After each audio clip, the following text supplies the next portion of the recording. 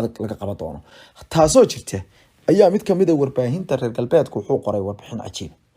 inkastoo aynu ognahay in warbaahinta reer galbeedku dagaal aad u ba'an ay kula jirto Ruushka iyo dagaalka uu ku qaaday Ukraine haddana mararka qaarkood warbixinaha ay keenayaan waa kuwo aan aqliga galeyn waxaa kamid ah wargeyska The Guardian dalka Britain kasoo baxa oo sheegay in gantaalaha nooca loo yaqaano Bafar 373 loo yaqaano ay ka soo celisay Iran oo horey horta waxay u siisay Iran ba horta sameysay Bafar waana gantaalo markaasi madaafiic oo goobaha qaarkood lagu garaaco dadka qaarkood waxay dhihi karaan rockets ama waxay dhihi karaan madaafiicda goobta oo kale oo kooxaha shiicada ah loo yaqaano kooxda sida abaabulan ee shacabka shahid carab loo yaqaano ama al-shacab ayaa isticmaala waxaana ama sidoo kale loo yaqaano the Popular Mobilization Forces ayaa loo yaqaano PMF baa la sheegay in laga soo celiyo kadibna ay loo diray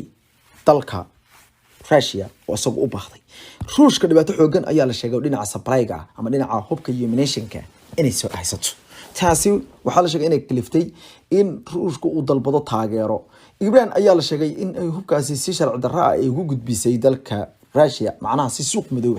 hase yeeshee arrintan wargeysku wuxuu ku sifeeyay inuu ka soo xigtay mid kamid ah saraakiisha ururkaasi Hashid al-Shacbi la yiraahdo ee dalka Iraq oo yiri annaga hubkan waaweyn hadda uma baahnayn sida daradeed waxaanu kaliya doonaynaa meel Mareykanka laga xumeeyo karo haddii Mareykanka laga xumeynayna cidii u baahan ayaan u dhiibaynaa annaga Iraq baan hubka ka soo dirnay waxaana dhaxmarinay ayay yiraahdeen xuduudda labada dal u dhaxaysa kadibna waxaan u sii gudbinay oo gacanta ka saarnay dalkaasi sida ay sheegeen wax iyagoo sheegay in ay sii mariyeen xuduudda labada dal u dhaxaysa ee Salaamji loo yaqaano ee labada dal Iraq dhanka kale madaxweynaha dalka Russia Vladimir Putin ayaa waxa weerar dhinaca afka ku qaaday dalka Ukraine oo ku tilmaamay in go'aamadii iyo heshiisyadii afjaaqa ahaa ee la isku afkartay in la isugu soo noqdo waxaana la isla soo dhaweeyay markii Istanbul la isugu tagay inay u muuqato halbacaad lagu leesay kolkii uu sheegay inay arrintaasi kala jeerayn dhinaca siyaasadda oo qanjiiro ka timid meel kale ah